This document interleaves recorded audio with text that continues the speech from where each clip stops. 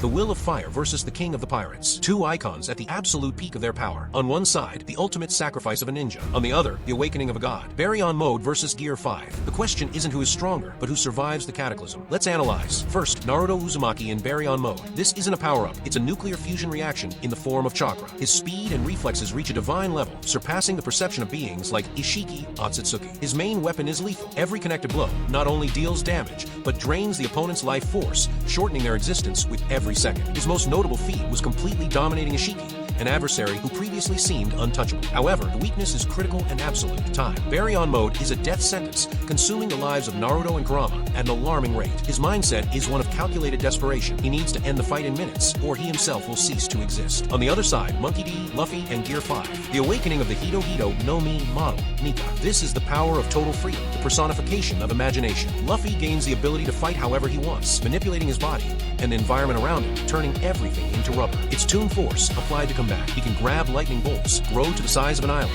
and absorb blows that would pulverize mountains. His feat, defeating Kaido, the world's strongest creature. The weakness, however, still exists. Gear 5 exacts a colossal toll on his stamina, and although he can restart his heart, there's a limit to how much his body can take. His mindset is one of joy and pure chaos, making his movements impossible to predict. The confrontation boils down to a single, brutal question: time versus endurance. Naruto's absolute but finite power against Luffy's absurd durability and limitless creativity. Naruto's life-draining ability is the perfect weapon, but it needs to hit its target consistently. The verdict: Luffy, Gear 5. The reason is strategic. Baryon Mode Naruto is arguably the most lethal fighter per second we've ever seen, but that's the key: per second. Gear 5 grants Luffy a conceptual defense. He can stretch, warp, and absorb impact in ways that defy physics, making it extremely difficult for Naruto to apply his life drain continuously. Luffy doesn't need to overcome Naruto's power. He just needs to survive the furious onslaught until Baryon Mode's time runs out. And with his endurance and reality-bending abilities, he has the perfect tools for the job. Whether you agree, disagree, or have a theory of your own, let us know in the comments. If you have any suggestions for new battles, drop them below,